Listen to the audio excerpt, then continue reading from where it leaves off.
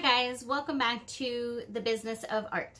Today I'm going to cover a topic that has been discussed a lot recently, and that is this new COPPA Act and how that affects YouTubers and creators. There's been a lot of scare going around, a lot of people freaking out thinking that all of a sudden they're going to be slapped with these $42,000 fines. So I do want to reassure you that that's not likely to happen. The FTC is not going to just be going around all over the place going, you get a $42,000 fine, you get a $42,000 fine. It's not going to be that simple, all right? There would have to be an actual like lawsuit and, you know, proof and all these things. So first, I would just calm down and don't freak out as much as everyone's freaking out because it's a little silly. Okay. Let's get into what is it? What does it mean? What happened? So, COPPA is the child privacy protection. So it's where you can't just collect information from children without express permission, basically. And that doesn't just include their address and names and birth dates and all that stuff. That includes things such as their search history and website cookies and stuff like that. So, long story short, YouTube did not follow the rules on that. They got slapped with a huge lawsuit, $170,000 fine, and they've now decided, instead of doing things totally correctly, to slap that responsibility onto creators and make creators say whether their content is for kids or for adults.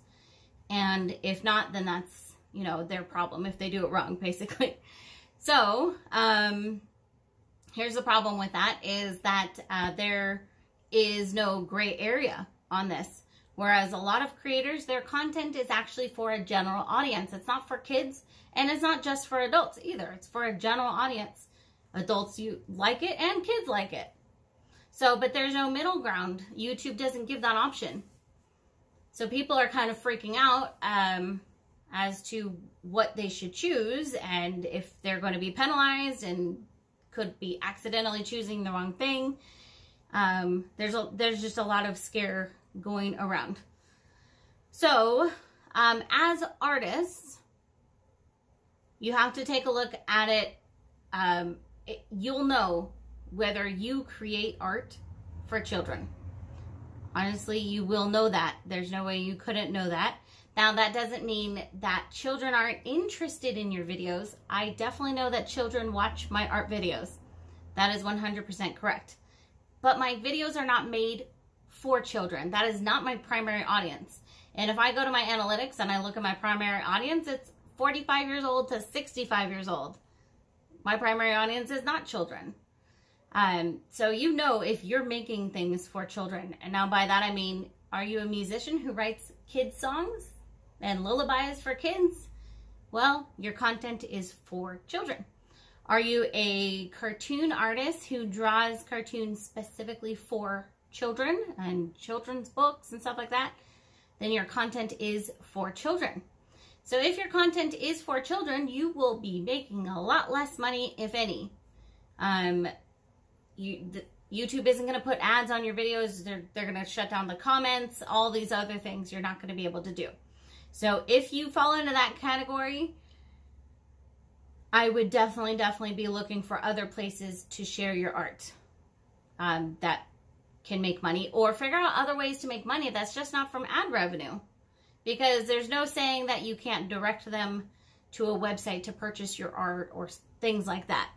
It's just that YouTube will not be advertising to them the way they do now, and they won't be paying you to do that. So you're going to have to get a bit more creative. For the majority of the artists on YouTube, though, I really don't think you have a lot to worry about. You don't have, your content isn't created for children. That's not your general audience. So even though kids may watch your content, that's not who your videos are geared towards, and therefore you really shouldn't have to worry about it. Here are a few things that I am doing so that I really don't have to worry about it. I had a playlist that was marked paintings for kids, and those were videos that were specifically geared towards children and activities that parents could do with their children. So first things first is I deleted that playlist, and then I marked those videos as for children. And there were a couple that were for a general audience, but in the description or the title, I had written that it would be a good project to do for kids. Those, I changed that. I took out that part of the description, and I will no longer going forward be saying that this project is good to do with kids or anything of that sort. So I'm going to just totally take that out. I've heard some other people say that they're going to put a disclaimer at the beginning of their videos that it is made for adults specifically. I don't know that that's going to matter, but I'm not going to say in it anywhere that it's made for children in any way, shape, or form. If you want to go more extreme, feel free to, like, I don't know, start dropping F-bombs or talking about inappropriate things. I don't know. I'm not going to do that personally on my channel, but it's totally up to you. Another topic that has come up on this is having your children or other people's children in your videos. I've had my 10-year-old daughter in a lot of my videos. I'm not worried about it. She's not a child actor. Now, why would that be a problem for a child actor to be in your video? Well, if they're on Nickelodeon and a lot of children watch them on Nickelodeon, it's highly likely that if you have those children in your videos, that a bunch of kids are going to watch that. So that kind of automatically makes it geared towards children. So no biggie. Just don't invite any child actors to be on your show, on your videos. I don't think you have to worry about your own children. I'm not going to worry about it. I will probably have her in my videos a lot less, just until I research it a lot more, but, you know, I'm not going to worry about it too much. She's not a child actor. And then lastly, I recommend to anyone, and this is something I'm working on doing myself, diversify your income. Don't put all your eggs into one basket on YouTube. It really sucks because YouTube has been a huge thing for me. But I realized a few weeks ago when YouTube was down and I couldn't go live, I was like, I have way too much invested in YouTube.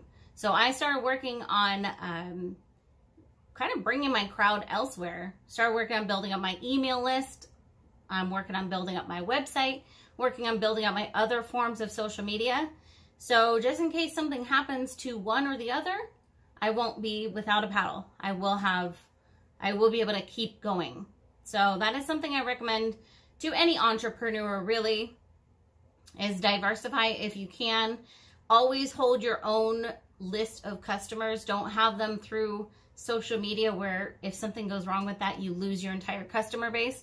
Have your own customer base that you can take anywhere with you. So I think that about covers it. Check down in the description. There is a link for a video that I found that was really great, really, really in-depth on this topic. It's done by a lawyer. Check that out. Really good information. Otherwise, stay tuned for more information. I'll let you know as soon as I know anything else. Yeah, I think that's about it. Let me know if you have any questions, and I will see you guys next time.